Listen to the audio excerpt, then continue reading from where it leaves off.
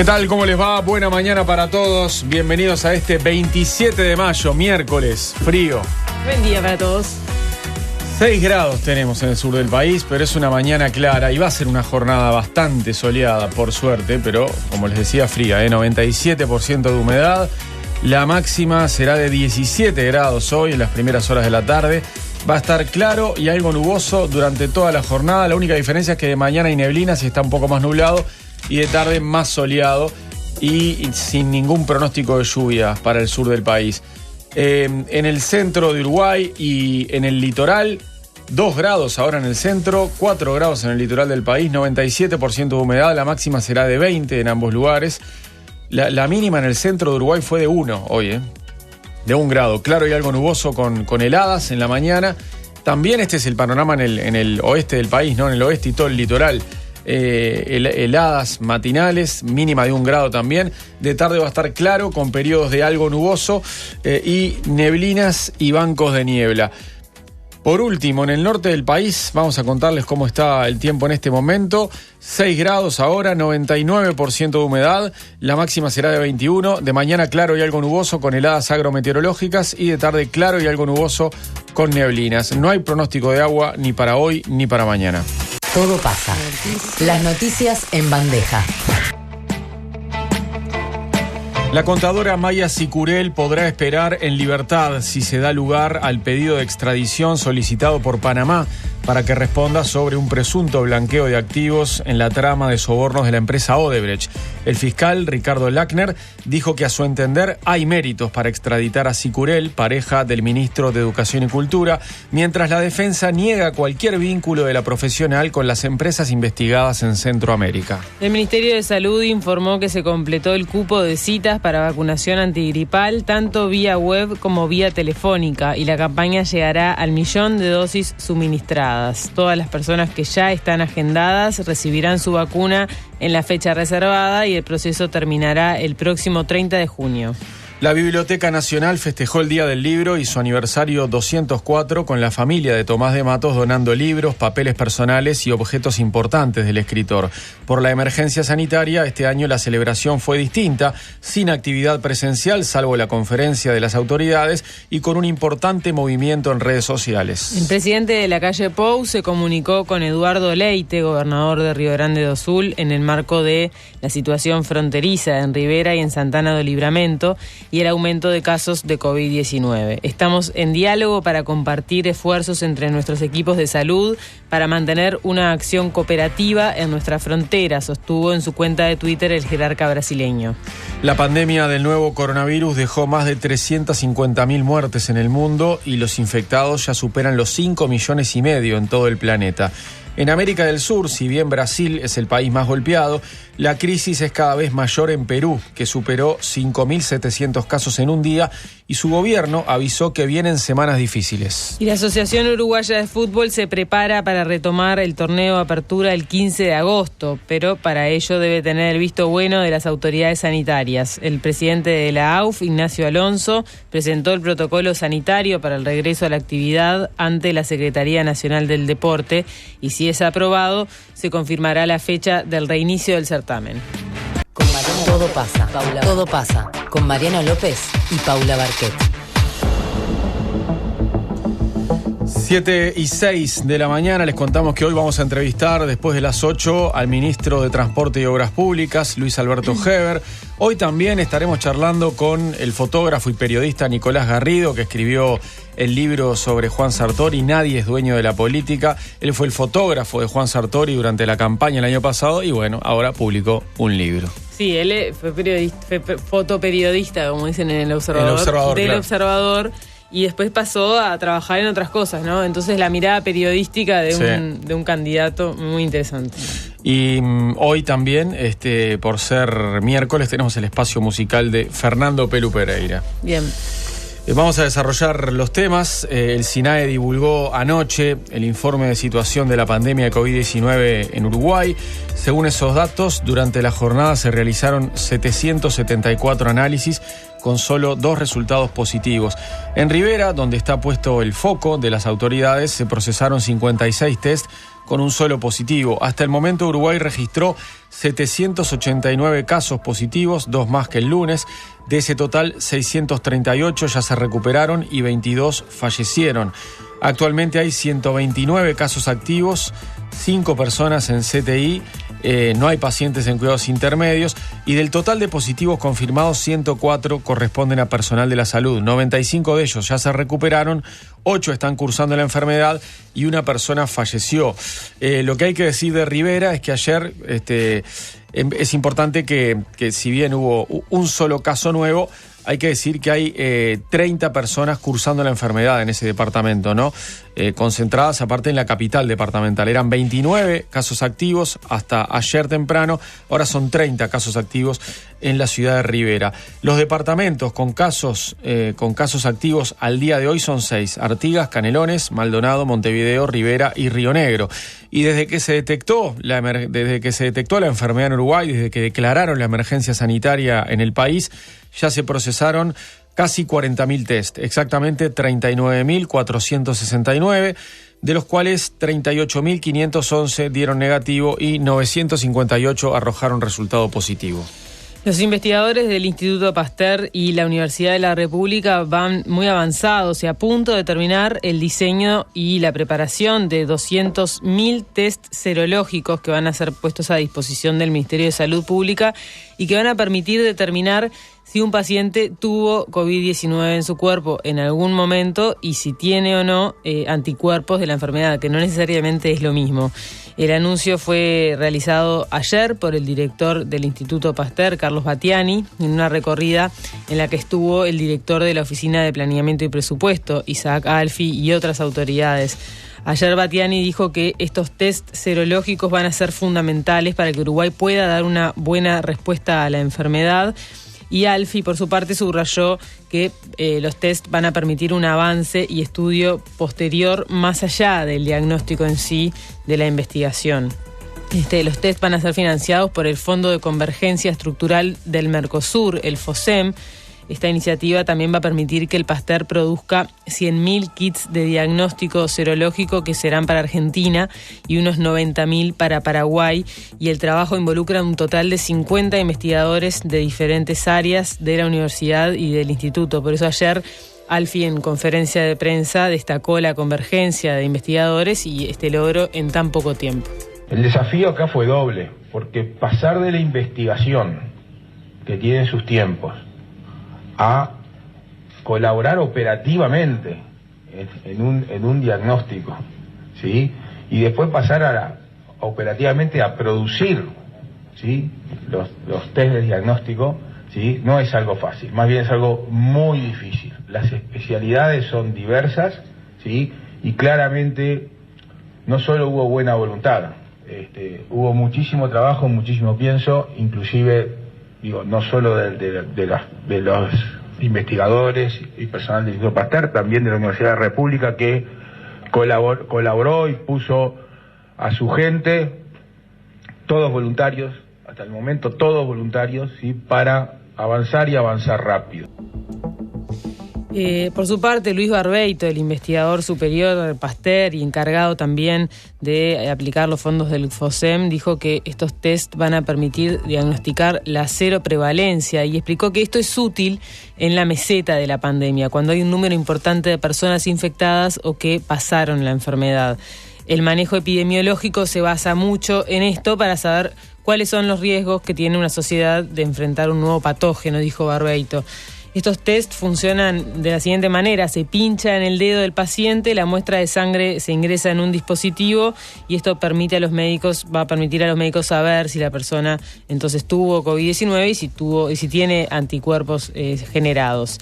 Por otra parte, ayer estuvo muy sobre la mesa la situación de Rivera, porque la posibilidad de que la situación de la frontera seca se descontrole es una preocupación grande de las autoridades del gobierno, pero también de los científicos que los asesoran, al punto que ayer Battiani, el director del Pasteur, dijo que hace días que no duermen. Estas son declaraciones que recoge el diario El Observador, que hace días que no duermen por este complejo problema con Brasil. Y bueno, durante la recorrida de ALFI por estos laboratorios de investigación del instituto, Battiani dijo que el riesgo de que la situación que se vive por estas horas en Rivera se repita en Quaraí, ahí en el limítrofe con Artigas, es alto, y planteó que si el gobierno lo requiere, la Universidad de la República y el instituto podrían instalar un laboratorio portátil de análisis de los test PCR, estos que se realizan mediante hisopados, ahí en la frontera para aumentar la capacidad de diagnóstico y evitar que la curva de contagios por coronavirus se dispare.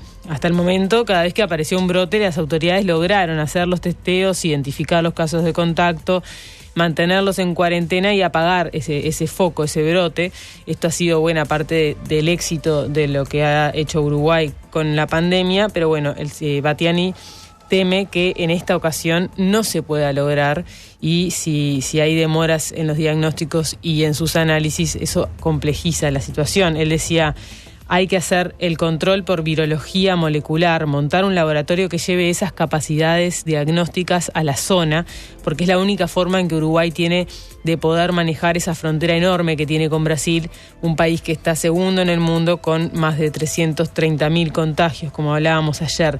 Y respecto a la posibilidad de que la expresión del virus que circula en Rivera sea más agresiva, que es algo que venimos escuchando estos últimos días, habló el investigador Gonzalo Moratorio. Explicó a Telemundo que todavía no han finalizado los estudios sobre el efecto de las mutaciones en la agresividad del virus.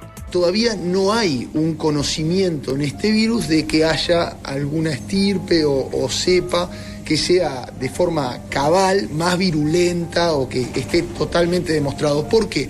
Porque para hablar que una cepa viral es virulenta se requiere muchísimo estudio de experimentación en ambientes de bioseguridad y trabajando con modelos animales, trabajando con cultivos celulares, para realmente asociar que esa característica, que realmente si yo digo, mira, ese virus tiene ojos verdes, bueno, puedo realmente identificar, lo digo mirando la secuencia genética, que efectivamente tiene ojos verdes. Hay que hacer un montón de experimentos. Hay solo una mutación en una proteína del virus, que es una mutación en la posición 614, que se ha dicho que puede ser más transmisible y virulenta, pero sin un montón de trabajo que todavía falta corroborar.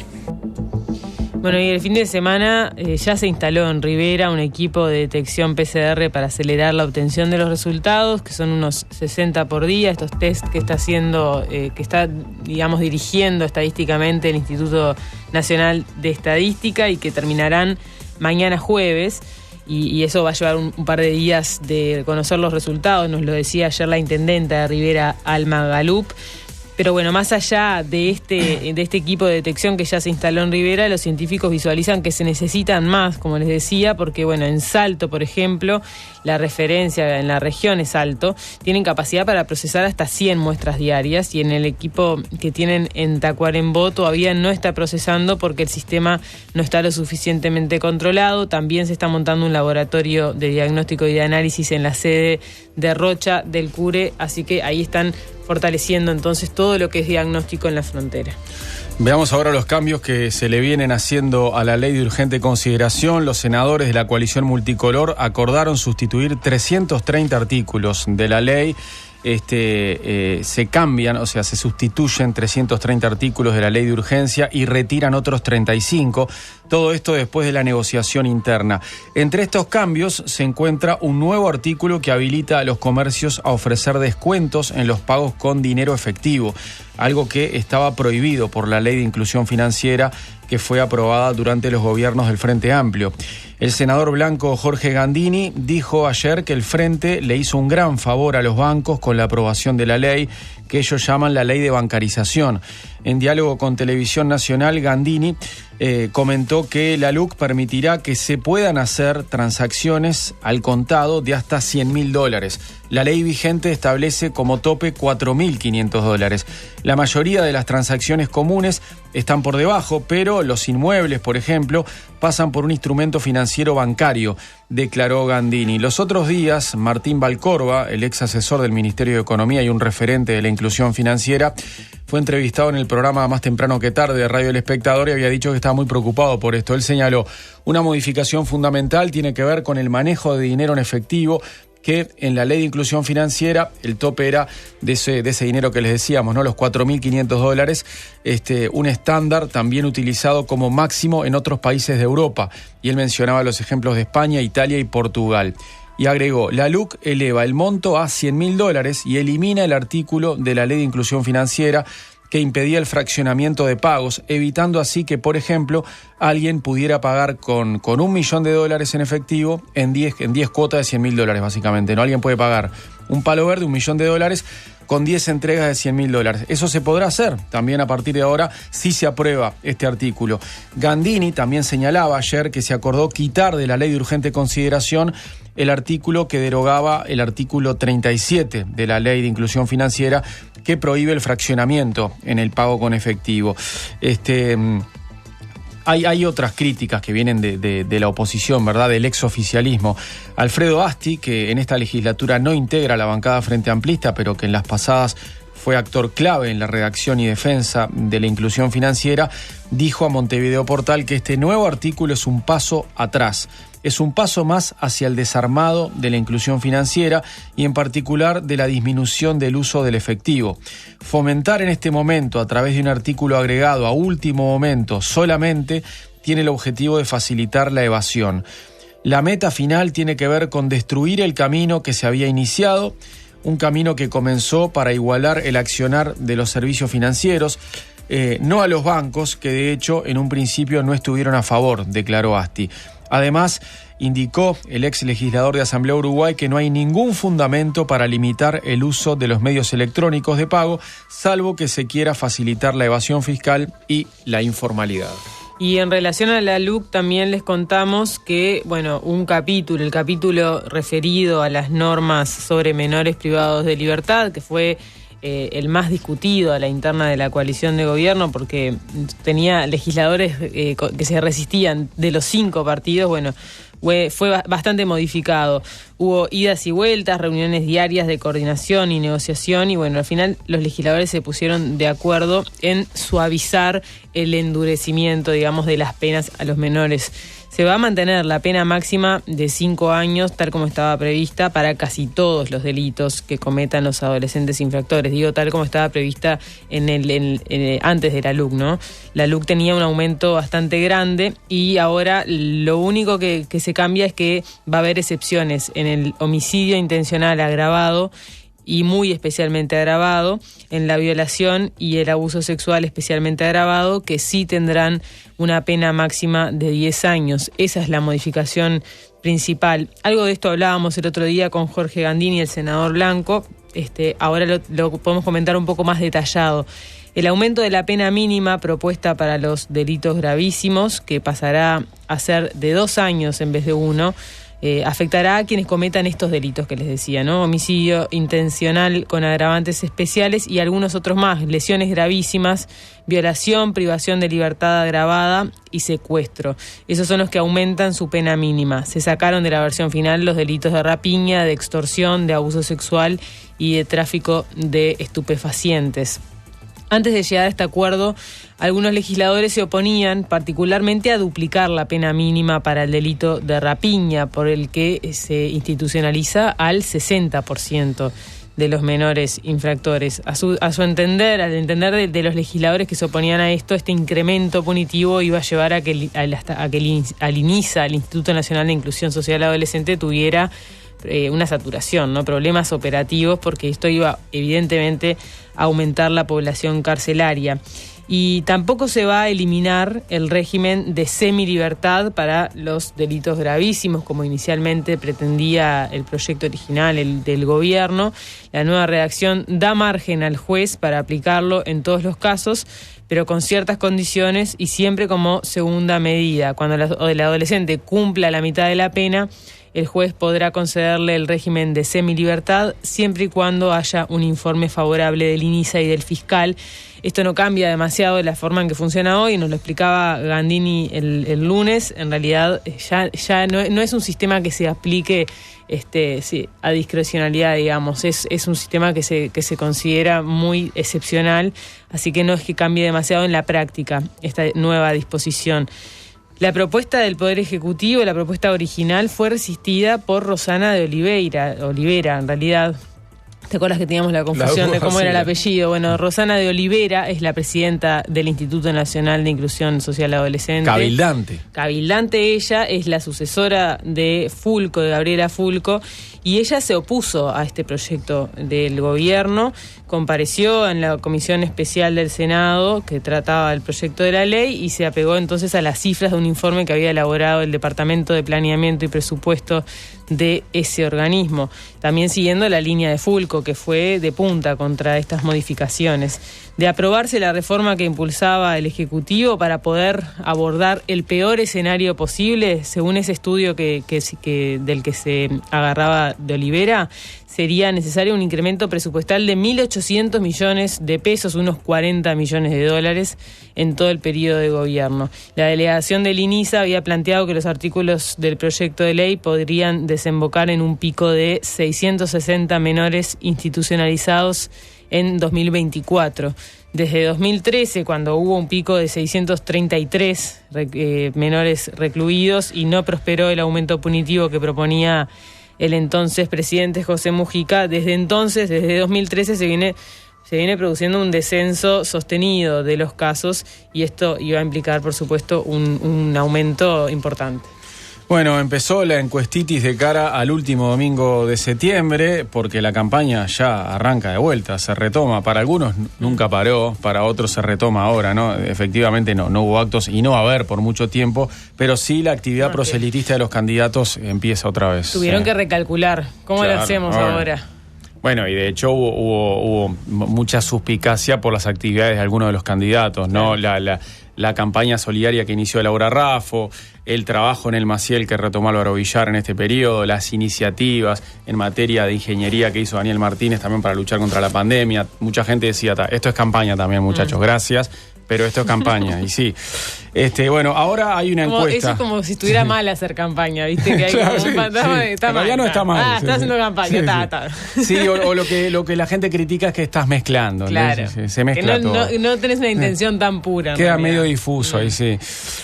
Bueno, como era de esperar, obviamente gana el Frente Amplio, ¿no? Lidera la coalición de izquierda en esta intención de voto de Montevideo, de acuerdo a la encuesta de la consultora Equipos. Recordemos, esto será el último domingo de septiembre, la elección iba a ser el 10 de mayo, pasó para el final de septiembre. Según este sondeo de la consultora Equipos, el Frente registra un 54% de la intención de voto, si se suman sus tres candidatos, y por el momento está más cerca de conservar la intendencia de Montevideo la coalición de izquierda, ¿no? Recordemos que el Frente está desde el año 90 al frente de la comuna capitalina. Por su parte, Laura Raffo, la candidata de la coalición multicolor, tiene un 34% de la intención de voto. Dentro de la coalición de izquierda, Daniel Martínez está a la cabeza, sigue siendo el favorito para ganar, tiene un 22% de la intención, seguido de Álvaro Villar, que se mete en el segundo lugar con un 17%, y muy cerquita está Carolina Cose, la senadora del Frente, la expresidenta de Antel y exministra de Industria, con un 15%, también ex precandidata a la presidencia de la República, ¿no? Si bien hay una diferencia de 12 puntos entre Martínez y Raffo, porque en realidad Raffo es la candidata más votada de todas, gracias a la ley de lemas Martínez ganaría, por supuesto, ¿no? Esa ley de lemas que sí se aplica en las departamentales porque hay múltiple candidatura y que ya desde el año 99 no se aplica a nivel nacional. Hay un 9% de indecisos y hay un 3% que respondió que votaría en blanco o anulado. La encuesta se hizo por teléfono a 942 personas mayores de 18 años que residen en Montevideo, y las consultas fueron entre los días 26 de abril y 8 de mayo. El margen de error esperado es de más o menos 3,2%, y la anterior medición de Equipos, que se divulgó el 11 de marzo, antes de que ingresara el nuevo coronavirus a Uruguay, había dado algo similar, ¿no? El Frente Amplio registraba un 52% de intención y la coalición multicolor 34%. Y algo que no les comentamos en relación a la situación de la frontera, bueno, lo decíamos en títulos, es que el presidente Luis Lacalle Pou se comunicó el lunes con Eduardo Leite, el gobernador de Río Grande do Sul, que bueno, que en realidad esto fue en el marco de la visita de Lacalle a Rivera y también en el marco de las gestiones que tuvo con las autoridades brasileñas. Ayer dijimos que había tenido un diálogo con el presidente Jair Bolsonaro, pero ayer se supo que también había estado en comunicación con Eduardo Leite por esta situación de Rivera y de Santana do Livramento y por el aumento de casos en esa zona. El Leite escribió en su cuenta de Twitter lo siguiente: estamos en diálogo para compartir esfuerzos entre nuestros equipos de salud para mantener una acción cooperativa en nuestra frontera, y dice que además de la situación que está en Rivera, también se está prestando atención a las distintas ciudades que tienen punto ahí en frontera seca con Brasil, y que ya se está trabajando y buscando profundizar las acciones. Nuestro propósito es y seguirá siendo proteger la vida de las personas en primer lugar, pero también mantener la máxima integración económica que es característica de nuestros países, especialmente entre Río Grande do Sul y Uruguay, añadió el gobernador brasileño. Y según consigna el portal A Plateia de Brasil, Leite le dijo a Lacalle: me gustaría decir que para lo que necesiten estamos totalmente disponibles para trabajar juntos en Rivera y en las otras ciudades fronterizas y hacer lo que sea necesario para combatir el coronavirus. Ayer, hablando con Naira, nuestra corresponsal en Brasil, yo le preguntaba si los medios brasileños habían recogido algo del diálogo entre Bolsonaro y Lacalle, y ella me decía que no, nada, no existimos, que no existía, pero bueno, un estado que queda bien al sur y que habla español. Sí, y ella decía también que hoy en día las noticias, digamos, de Brasil estaban divididas en dos grandes grupos. Uno era los muertos en Brasil y la situación catastrófica que hay en relación a la pandemia, y otro es el gran lío político que está atravesando el país, y que este tipo de cosas no tienen demasiado lugar. Bueno, hay poco tiempo para darle bola a la fronterita esa con Uruguay, exacto, ¿no? Que para Brasil es una fronterita. Pero mira, el portal A Plateia sí nos consideró ahí. Pero porque son gaullos, porque es Río Grande do Sul, claro. Es como que nos comparan a un estado, digamos. Exacto. En otro orden les queremos contar que unos 50 uruguayos y ciudadanos colombianos residentes en Uruguay, varados en Colombia, enviaron una carta al gobierno para dar a conocer su situación. Una carta al gobierno de nuestro país, por supuesto. Como es sabido, en Colombia rige cuarentena obligatoria desde el pasado 24 de marzo hasta el día de hoy. Según cuentan en esa carta, esto significa que pueden salir a la calle el día que les corresponde. En concreto, salen dependiendo de su número de cédula, el número en el que termina la cédula, y solamente para comprar alimentos o medicamentos.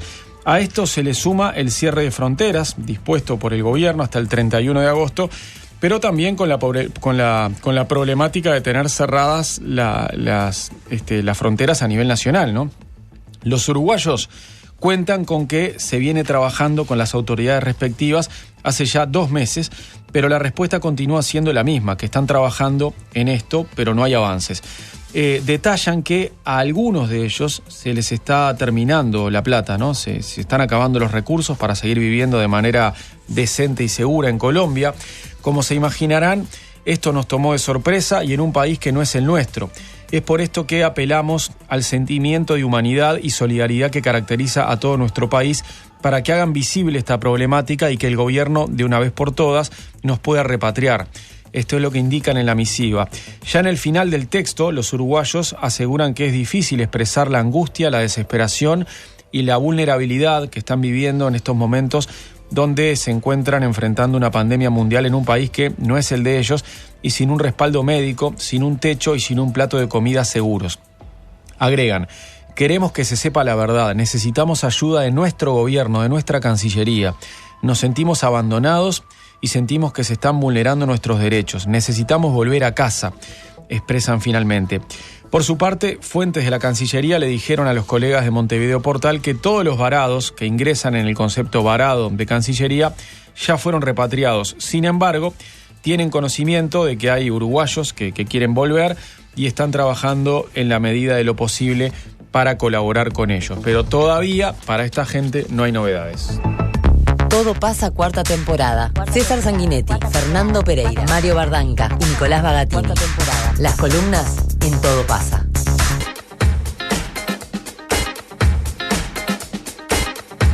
7:33, seguimos desarrollando las noticias. El Ministerio de Salud Pública comunicó en la noche de ayer que se completó el cupo de citas para la vacunación antigripal, tanto a través de la web como de forma telefónica. Todas las personas que ya están agendadas van a recibir su dosis en la fecha reservada, según la comunicación del Ministerio, y la campaña de vacunación antigripal, que este año va a llegar al 1.000.000 de dosis suministradas, finalizará el 30 de junio, así dice el comunicado. Desde el Ministerio dicen que previo a este año la campaña más extensa, la más amplia de todas, había contemplado unas 500.000 dosis, ahora se va a llegar al 1.000.000. Esto habla de la respuesta que tuvo la campaña en este contexto de pandemia. La gente aceptó que tenía que vacunarse contra la gripe para reducir la posibilidad de que se saturen las emergencias y los CTIs en un momento en el que se están reservando todos los recursos para la pandemia, ¿no? El precio máximo que puede cobrar un prestador de salud por ir a vacunar contra la gripe a domicilio, según un decreto firmado la semana pasada, es de 290 pesos con impuestos incluidos. La medida rige para las personas a las que su médico tratante les haya indicado que deben ser vacunados en sus casas, y a su vez la población de riesgo por COVID-19 también puede solicitar ese servicio en su casa, pero ahí puede hacerlo sin referencia de un médico. El resto tendrá que ir a agendarse e ir al prestador de salud que le toque, pero como les decíamos al principio, se completó ya el cupo de citas.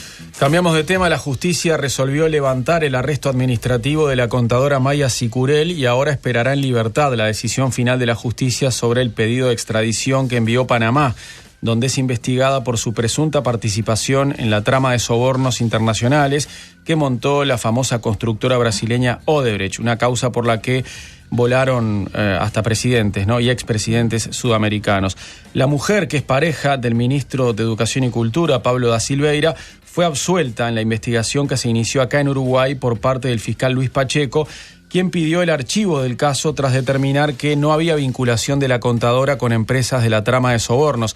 Ayer, cuando se celebró el Día del Libro en la Biblioteca Nacional, y se hizo un acto que encabezaban el presidente de la biblioteca, Valentín Trujillo, y también estaban el ministro da Silveira y la vicepresidenta Beatriz Argimón, en una rueda de prensa hablando del Día del Libro y de la educación.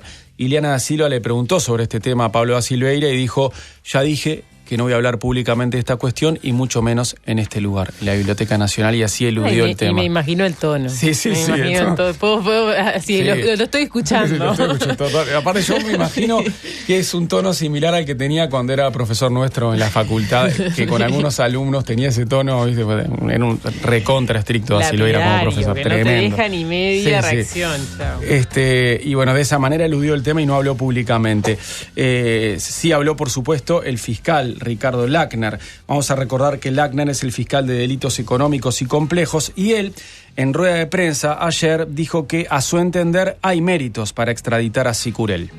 El 8 de junio es la oportunidad en que la señora jueza dicta sentencia de primera instancia, es decir, si corresponde hacer lugar o no al pedido de extradición de Panamá.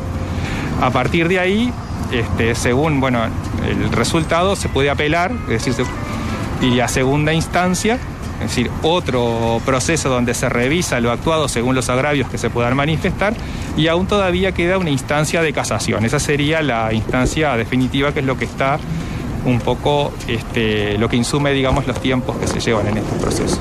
Es una cuestión estrictamente técnica. Acá no se juzga sobre el fondo de la cuestión. La participación es importante de los indagados, por ejemplo, porque son los que conocen directamente los hechos.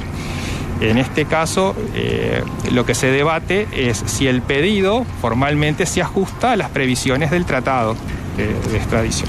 No va a seguir con prisión domiciliaria porque en este momento no está justificado. Es suficiente con la retención de los documentos de viaje y con la presentación periódica ante la autoridad, según entiende la Fiscalía.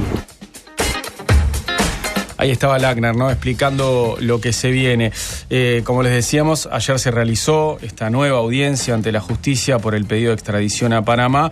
El pedido sigue pendiente y la defensa niega cualquier vinculación de la contadora con las empresas investigadas en ese país centroamericano. La jueza María Maynard anunció que resolverá entonces el 8 de junio si autoriza o no la extradición. Como decía Lackner, el 8 de junio se sabe si sale la extradición de Sicurel, pero, a ver, sale solamente ese anuncio, ¿no?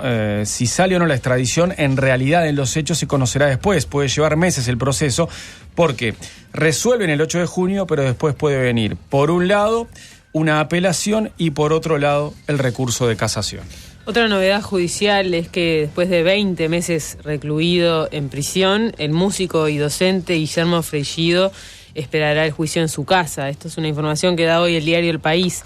El viernes pasado, el Tribunal de Apelaciones le concedió el arresto domiciliario a Freixedo, que está acusado por la Fiscalía de haber abusado sexualmente de un hijastro y de un alumno, ambos menores de edad.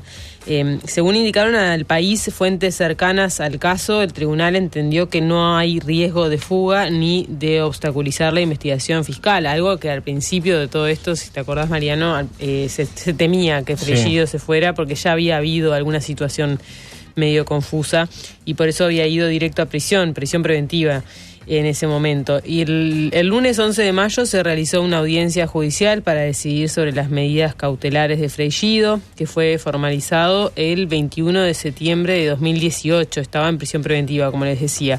En esa instancia, la defensa del docente, que representa el penalista Juan Fagundes, apeló y 11 días más tarde el tribunal le concedió el arresto domiciliario. Entonces, el viernes pasado, Freixedo dejó la cárcel de Campanero, en Minas, allí donde estaba recluido allí, después de haber pasado por otras cárceles, estaba finalmente en esta que es un poco más de menor restricción, digamos, más leve. Recuerdo que por ahí estuvieron mínima seguridad, Matías Campiani, Pablo Goncalves también. Es la cárcel en la que están generalmente los empresarios y bueno, las personas que no son, a ver, que no es que no sean peligrosos, pero ¿qué decís, Vasco? El Pato Celeste también, mirá. En el caso de Pablo Goncalves pasó por todas, ¿no? Y terminó ahí, digamos. Pero no es que estuvo siempre en una súper cómoda Pablo Goncalves, ¿no? El triple homicida pasó por y es por lo que varias, suele pasar. Freixedo lo mismo. Sí. Yo me acuerdo que estuvo mucho tiempo en cárcel central pidiendo que lo movieran. Obviamente Freixedo lo que pedía era que no ir a penales gruesos como el Comcar, por ejemplo, porque a los abusadores ahí se los trata realmente mal. Bueno, dejó la chacra ahí de Campanero, esto fue el viernes pasado, empezó a cumplir arresto en la casa de sus padres. Está Freixedo, ahí debió entregar su pasaporte y será controlado por la OSLA, la Oficina de Supervisión de Libertad Asistida. Esta sentencia del tribunal llega después de varias instancias judiciales en las que se determinó que se fuera extendiendo la prisión preventiva de Freixedo. El 3 de enero, durante feria judicial, el Tribunal de Apelaciones de Feria había decidido extender la prisión de Freixedo por otros 150 días y en ese entonces 2 ministras votaron a favor de mantener encarcelado al músico y una tercera se inclinó por concederle el arresto domiciliario. Pero ahora el Tribunal de Apelaciones en lo civil, en este fallo reciente, decidió de manera unánime concederle el arresto domiciliario. Consultado por El País, el abogado defensor de los denunciantes, Gumer Pérez, no quiso hacer comentarios sobre la sentencia. En abril de 2019, la fiscal que investiga el caso, Alba Corral, argumentó que Freixedo había incurrido en el atentado violento al pudor hacia su hijastro y le había solicitado a la jueza Patricia Rodríguez que decretara 7 años de prisión para él. Freixedo, ¿se acuerdan? Se hizo conocido por integrar el jurado de este programa de televisión que tenía niños que cantaban concursando. Yo lo veía mucho con mis hijos. Sí, Masterclass, ¿no? Sí, no me acuerdo exactamente, te digo la verdad, pero se hizo conocido porque era uno de los integrantes del jurado. El programa tenía, la verdad, mucha audiencia y mucha repercusión, era un buen programa, pero bueno, eso fue un escándalo también. El hecho de que fuera un programa tan conocido lo hizo más escandaloso, ¿no? Claro.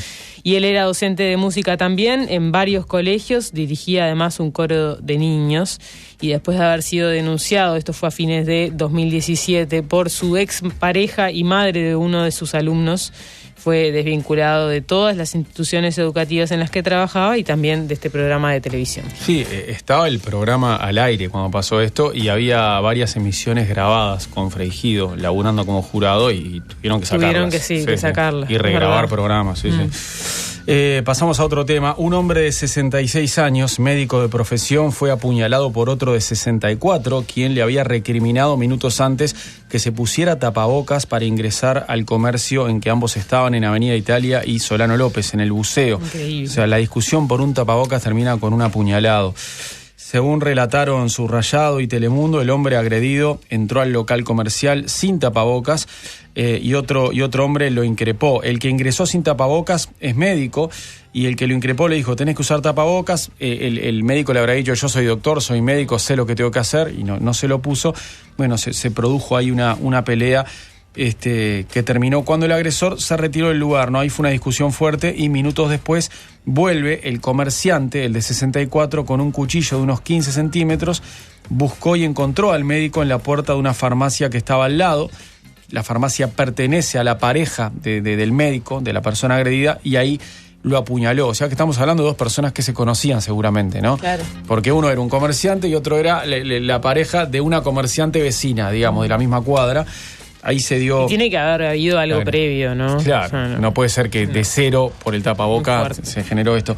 Luego el agresor se fue caminando y los vecinos del lugar, junto con el hijo de la pareja del agredido, lo corrieron, lo redujeron y lo capturaron. Y bueno, ya con la policía en el lugar, el agresor quedó detenido y fue conducido a una seccional. Ahora está en manos de la justicia el caso.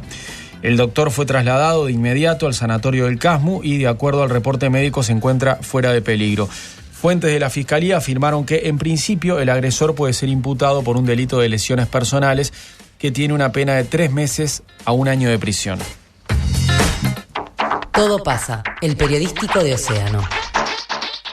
7:49 de la mañana, tenemos 6 grados en el sur del país, 97% de humedad, la temperatura máxima en el sur será de 17, claro y algo nuboso, con neblinas en la mañana y de tarde claro, con periodos de algo nuboso, o sea, más claro de tarde que de mañana. Está saliendo el sol ahora y se ve que va a estar lindo. Sí, divino. Despejado el cielo. En Durazno y el centro del país, 1 grado con 4 décimas ahora, 100% de humedad y la temperatura máxima será de 18. Claro y algo nuboso con heladas de mañana y de tarde claro con periodos de algo nuboso. Y por último, si vamos al norte, tenemos 6 grados ahora, 99% de humedad, la máxima será de 21. Estará claro y algo nuboso en la mañana con heladas agrometeorológicas y de tarde claro y algo nuboso con neblinas. De 7 a 10, todo pasa. El presidente de la Asociación Uruguaya de Fútbol, Ignacio Alonso, aseguró que la fecha objetiva del retorno a la competencia es el 15 de agosto, pero afirmó que estará condicionado esto a la realidad sanitaria del país y a las condiciones que nos acerque el Ministerio de Salud Pública. Esto lo hizo después de reunirse con el secretario nacional de Deportes, Sebastián Bauzá. Allí hablaron del protocolo y de la posible fecha de retorno. Bauzá justamente informó a los medios que recibió el protocolo de parte de los clubes. Nos entregaron el protocolo, un protocolo realizado por profesionales del deporte, médicos con mucha experiencia, que está avalado también por todos los integrantes de la Asamblea de las Uruguayas de Fútbol. Así que bueno, ahora comienza la segunda etapa nuestra, que va a ser el estudio, la entrega al Ministerio de Salud Pública y después a la Comisión de Científicos que asesoran al Presidente de la República. La Secretaría tiene como responsabilidad la salud de los deportistas, por lo tanto hay que cuidarla, pero nosotros vamos a entregarlo lo antes posible al Ministerio de Salud Pública para que siga su curso.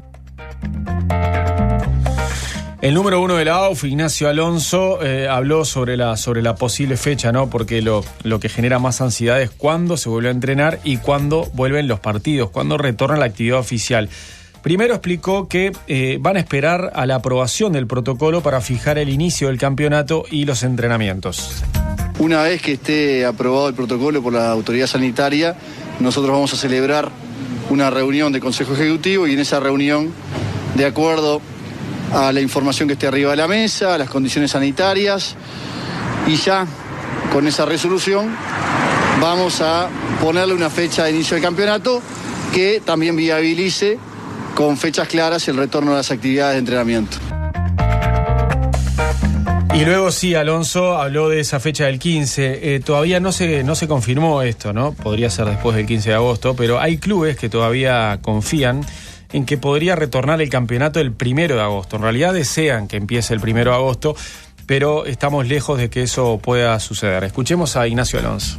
Nosotros tenemos un proceso muy sólido de pasos seguros y firmes, bien documentados y bien munidos de información científica y estadísticas oficiales. Ese proceso nos determina un objetivo de regreso en la primera quincena del mes de agosto. Ustedes habrán escuchado a nuestros integrantes ejecutivos hablar de objetivo 15 de agosto. Si las condiciones sanitarias cambian en un sentido o en otro, encontrará ajuste naturalmente. Pero el objetivo sigue firme en empezar lo antes posible, en poder jugar la mayor cantidad de partidos durante este año y poder finalizar las temporadas de tal forma que el año que viene también, el año 21, tenga una normalidad dentro de los parámetros que las condiciones lo permiten. Y se los contábamos hace un ratito que ayer, en conmemoración del Día Nacional del Libro y del aniversario número 204 de su creación, la Biblioteca Nacional hizo una conferencia y hubo un evento ayer porque se recibió la donación de libros y de documentos que pertenecían al escritor uruguayo Tomás de Matos, que fue director de la biblioteca en el periodo 2005-2010. También lo hablábamos ayer con Valentín Trujillo, el actual director. Y estos documentos que vienen de Tacuarembó se van a digitalizar y en 2 meses aproximadamente van a estar accesibles al público a través de Internet. Son 84 cajas con material que llegaron desde Tacuarembó, es el lugar donde vivió de Matos, y ahora están en un espacio aireado. Después, bibliotecólogos y archivólogos están haciendo el inventario y este material se va a dividir en temas. A partir de esa clasificación se hará una división de los libros que pasan a formar una colección sellada que se va a llamar Tomás de Matos. Y bueno, con los papeles en la medida de que tengan relevancia y junto con otros documentos inéditos del escritor, bueno, todo esto va a ser digitalizado y publicado, como les decía, en 2 meses y va a poder ser visitado en el sitio web de la Biblioteca Nacional. Ayer, acompañado por la vicepresidenta de la República, Beatriz Argimón, la subsecretaria de Educación y Cultura, Ana Ribeiro, y también la directora nacional de Cultura, Mariana Weinstein, el ministro de Educación y Cultura, Pablo da Silveira, dijo, antes de que Ileana da Silva le preguntara sobre su pareja, dijo que la Biblioteca Nacional es el lugar donde se merecen estar los libros de Tomás de Matos, una acción que calificó como una vuelta a casa y resaltó la sencillez del escritor. Creo que además es un día de fiesta porque finalmente recibimos en esta casa la biblioteca de Tomás de Matos, que es el lugar en el que debió estar desde hace mucho tiempo y es el lugar en el que se merecía estar. Tiene algo de vuelta a casa la llegada de todo este material de esta institución. Tomás merecía que su biblioteca fuera albergada en esta casa por todas las razones por las que decía recién el director, porque fue un gran escritor, porque fue un director de esta institución y lo hizo muy bien. Y creo que también, y es un punto que me gustaría enfatizar, porque a su modo, muy modesto, muy uruguayo, muy tranquilo, marcó a mucha gente y fue tal vez sin darse mucha cuenta, un docente de escritura, un docente acerca de cómo encarar la labor de la escritura para mucha gente. Entonces, no solo estamos recibiendo una biblioteca valiosa, no solo estamos recibiendo el patrimonio de alguien que tuvo mucho que ver con esta casa, no solo estamos recibiendo los papeles y los libros de un gran escritor, también estamos recibiendo todos esos materiales de un gran ser humano y eso es una cosa que vale especialmente festejar. Y ahora vamos a repasar qué nos decía ayer Valentín Trujillo, director de la biblioteca, que habló del valor literario e institucional que tiene esta incorporación para el organismo. Bueno, Tomás de Matos yo lo considero como uno de los mayores, si no el mayor, quizás, narrador uruguayo de los últimos 50 años. Por lo tanto, desde el punto de vista literario, desde el punto de vista narrativo, creo que la figura de Matos es fundamental. Pero a eso además se le agrega su figura como ex director de la biblioteca. Claro. Recordemos que entre el año 5 y el año 10, ahí está. En la primera administración de Tabaré Vázquez, él estuvo al frente de la institución, por lo tanto, para la Biblioteca Nacional tiene una responsabilidad.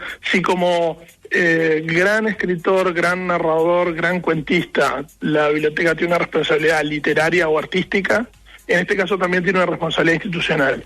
Es uno de sus exdirectores y por eso merece todo el respeto. Y bueno, y además creo que hay una responsabilidad académica, porque cuando un centro de estudios, como también es la biblioteca, un centro de investigación y de generación de nuevo conocimiento, recibe este tipo de donaciones, este tipo de colecciones, abre un campo muy grande para la investigación, justamente, para los investigadores locales, para los investigadores regionales y para otros que andan por el mundo y que se quieran acercar.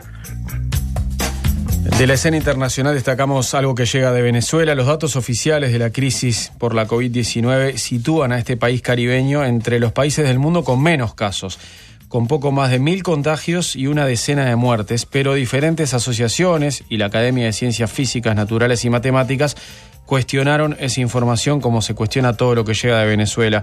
Y a su vez, Human Rights Watch publicó ayer un informe en el que también se cuestiona la transparencia del gobierno de Nicolás Maduro en la información aportada sobre la pandemia en Venezuela. La crisis humanitaria de los venezolanos y el colapso del sistema de salud han generado una peligrosa situación que favorece una rápida propagación del virus en la población en general, condiciones de trabajo inseguras para el personal de salud y un alto índice de mortalidad entre pacientes que necesitan tratamiento en hospitales. Esto fue lo que afirmó Kathleen Page, doctora y profesora de la Facultad de Medicina de la Universidad de Johns Hopkins, cuya opinión fue recogida en el informe de Human Rights Watch. Page sostiene que estas premisas pueden provocar que más personas intenten irse del país, desbordando así a los sistemas sanitarios de los países vecinos. La ONG pide que Estados Unidos, la Unión Europea y los países miembros del Grupo de Lima presionen las autoridades, le metan presión al gobierno venezolano para que permitan el ingreso al país de una respuesta humanitaria a gran escala liderada por la ONU. Por su parte, el director de las Américas de Human Rights Watch, que se llama José Miguel Vivanco, aseguró que las cifras que proporciona el gobierno de Nicolás Maduro son absolutamente absurdas. Human Rights advierte que para contribuir a una respuesta efectiva de la COVID-19 en Venezuela, los gobiernos preocupados por la situación venezolana deberían financiar las iniciativas humanitarias de la ONU que aseguren que la ayuda se pueda distribuir de manera apolítica. Pero para que la ayuda llegue efectivamente al pueblo de Venezuela, la máxima responsabilidad recae en las autoridades que responden a Maduro. Y vamos a Brasil. Allí la Policía Federal allanó ayer la residencia oficial del gobernador de Río de Janeiro, Wilson Witzel, en el marco de una investigación por un supuesto esquema de desvío de dinero en la construcción de hospitales de campaña por la emergencia que causa la pandemia. Es increíble.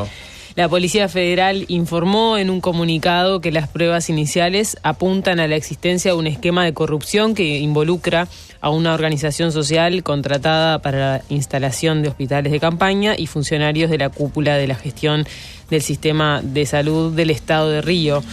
Witzel, que fue aliado del presidente Jair Bolsonaro, pero que se ha convertido hoy en uno de sus principales adversarios políticos, negó cualquier participación en el esquema y acusó a Bolsonaro de haber montado una operación en su contra. La interferencia anunciada por el presidente está oficializada, se quejó el gobernador en referencia al explosivo video en el que Bolsonaro amenaza durante una reunión de gabinete con intervenir a la Policía Federal de Río. Y después, en un comunicado oficial, Witzel dijo lo siguiente: no hay absolutamente ninguna participación o autoría mía en ningún tipo de irregularidad en los asuntos relacionados con las quejas presentadas por el Ministerio Público Federal. Estoy extremadamente sorprendido e indignado por el hecho de que los diputados bolsonaristas anunciaron en las redes sociales una operación de la Policía Federal contra mí que demuestra claramente que hubo una construcción de una narrativa que nunca será confirmada. El gobernador se convirtió, como les decía, en uno de los principales adversarios de Bolsonaro por la forma en que combaten la pandemia, porque mientras que el primero el gobernador apuntó a medidas de aislamiento adoptadas en Río. Bueno, se adoptaron medidas de aislamiento en Río y en otros estados, como San Pablo, también para contener el avance de la enfermedad. Ya sabemos que el presidente brasileño critica estas políticas por el impacto que van a generar y que están generando en la economía.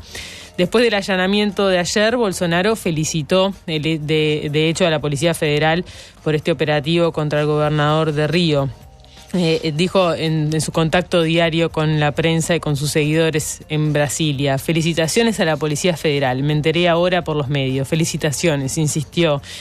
Recordemos que Sergio Moro, el ex juez y ex ministro de Justicia y Seguridad Pública de Brasil, renunció el mes pasado por la destitución del director de la Policía Federal, una remoción que llevó su firma y la de Bolsonaro, pero que Moro nunca autorizó. Las felicitaciones del presidente a la Policía Federal, por este allanamiento a la residencia del gobernador de Río, llegan entonces un mes después de la destitución de su director. Todo un entramado político complejo detrás de esto, de esta posible acción de corrupción del gobernador de Río. La policía actuó por 12 órdenes de registro y confiscación que emitió el Tribunal Superior de Justicia en San Pablo y en Río de Janeiro. Los argumentos esgrimidos para realizar los allanamientos dicen que de los 9 hospitales de campaña que se previeron en el estado de Río, solo 3 fueron inaugurados hasta ahora, mientras que 2 de ellos fueron construidos y gestionados por la iniciativa privada. Río ya registra más de 4.000 muertes y 39.000 contagios de coronavirus. En total, como repasábamos ayer, en todo Brasil la pandemia ha avanzado muchísimo y ahora ya se ha cobrado 23.473 vidas y lleva unos 374.890 infectados. Todo pasa, 4ª temporada. Mariano López, Paula Barquet, Delmira Infante y Nicolás Delgado. 4ª temporada.